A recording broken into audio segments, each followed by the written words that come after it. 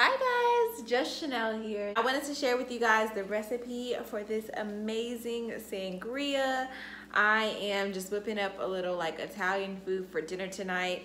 So I decided to make more sangria to sip on. All right, so let's get into this sangria. All right, so of course you need to start off with a bottle of wine. You can choose whatever wine you want, but today I'm using Chardonnay. The next thing, of course, would be picking your fruits. So I have lemon, lime, orange, apple, and cranberries that I'm using today.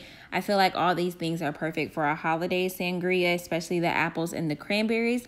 I'm gonna start by just slicing up everything. So the lemon and lime are gonna add that citrus flavor to everything. It's gonna also keep the fruit fresh, so the sangria will last like 2 to 3 days.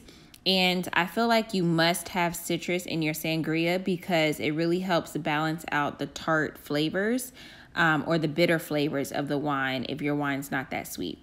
So the apples, of course, apples are in season right now, the fall time. Well, it's really about to be winter, but I'm using, I think this is like, it's not a Fuji apple. It's I think it's like a honey crisp apple, but when I slice my apples, I like to go back and slice them in half just so that the wine is able to like fully soak into the apple. I just like the slices to be a little bit thinner, and then it just looks prettier. You have like more fruit in your sangria. So I'm just slicing those in half, and I'm gonna start slicing my orange. So it's always important to have some sort of sweet fruit juice. I like to use oranges because not only is it citrus, but you can kind of find them all year round. You don't really have to worry about like struggling.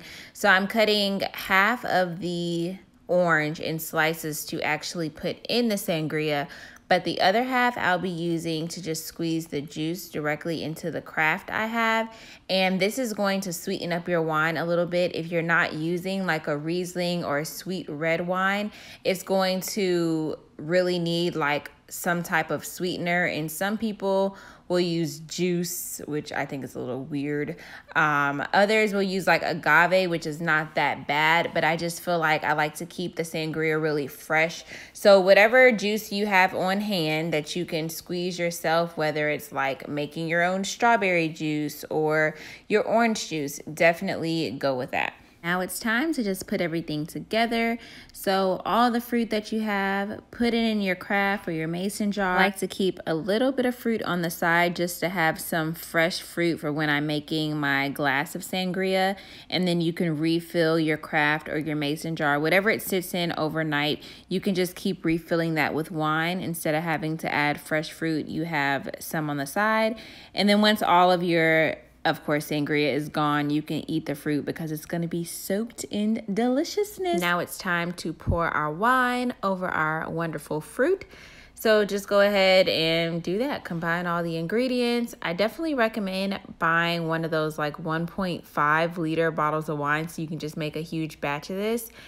And last but not least, to make your sangria really strong or just give it a nice kick, you know, where you're not drinking, it doesn't taste like you're drinking juice, add some brandy to it. So I use this E&J brandy. It's really cheap at the liquor store. I just put a shot in there, let it sit, and it gets you nice and wavy. Go ahead and refrigerate your sangria and it'll be ready either overnight or like 5 hours. All right, here we have our sangria, and I whipped together a little fruit and cheese tray to just snack on before dinner.